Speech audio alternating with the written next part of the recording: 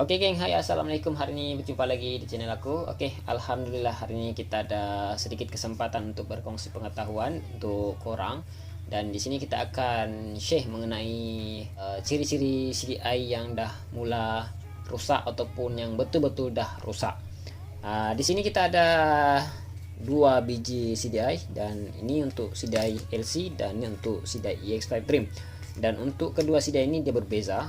Untuk CDI LC ini macam biasalah yang aku selalu bagi tahu, CDI LC ini dia sistem DC, dan untuk EX5 Prim sistem dia ialah AC.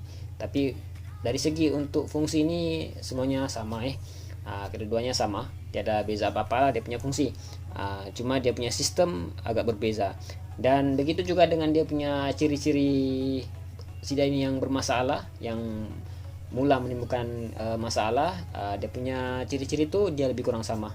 Tak kira lah dia CDI AC ataupun DC, dia punya simptom-simptom tuh korang boleh rasa di motor korang lah bila kamu dapat masalah CDI yang mula melemah. Jadi di sini kita akan share dengan korang ciri-ciri CDI ini yang dah mula melemah ataupun yang betul-betul dah rusak. Kita akan bagi tahu dalam video ini apa dia punya ciri-ciri yang korang perlu tahu. Oke, yang pertama, bila CDI ini yang dah melemah, biasanya motor ni akan mati secara tiba-tiba. Oke, sewaktu jalan tuh dia akan mati tiba-tiba. Kenapa dia boleh jadi macam tu? Oke, kemungkinan besar CDI itu dah mula menimbulkan kerusakan. Di dalam dia tuh dia ada short lah macam tu. Itu yang menyebabkan motor tuh kadang-kadang tiba-tiba mati. Dan bila kamu mula start balik, motor tuh memang agak susah hidup. Oke, memang agak susah hidup. Biasanya dia masih boleh hidup. Dia masih boleh hidup sekali macam tu, lepas tu dia akan mati langsung, tidak boleh hidup.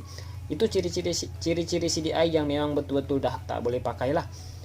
Kalau ciri-ciri CDI yang dah melemah, maksud melemah ni dia lemah, maksudnya dia bermasalah, tapi motor masih boleh hidup.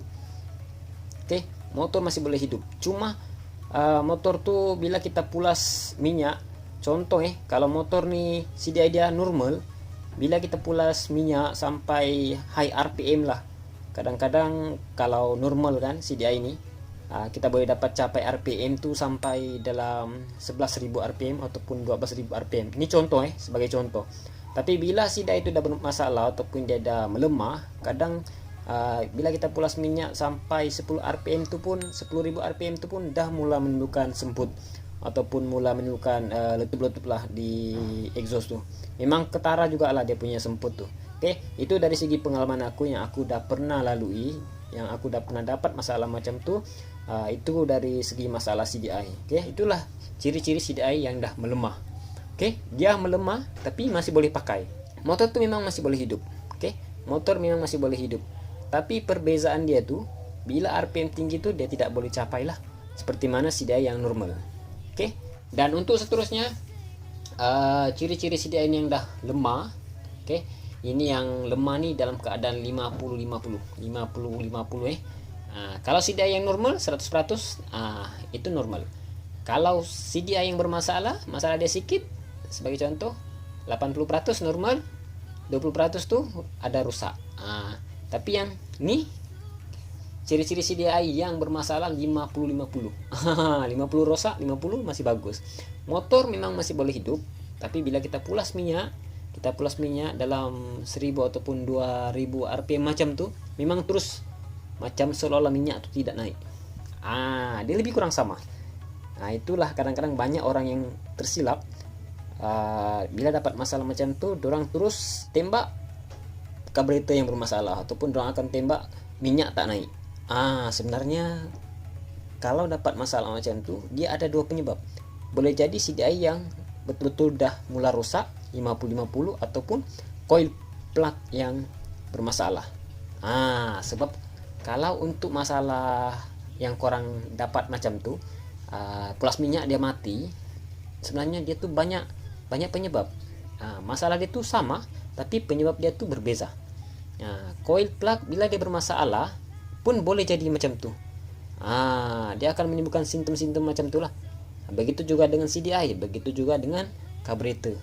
Dia akan menimbulkan simptom-simptom macam tu. Pulas minyak dia akan mati. Macam tu Jadi korang kena betul-betul cek step by step lah. Bila dapat masalah macam nih, pulas minyak, dia akan mati.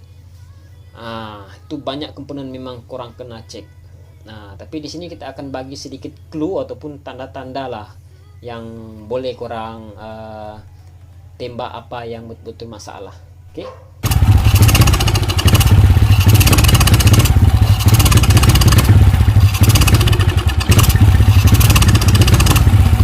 Sebenarnya untuk dari segi CDI ini yang bermasalah ataupun yang betul-betul rosak, dia banyaklah dia punya ciri-ciri lagi sebenarnya yang kita nak bagi tahu. Tapi mungkin kalau kita bagi tahu dalam video nih, takutnya nanti kamu makin susah mau paham.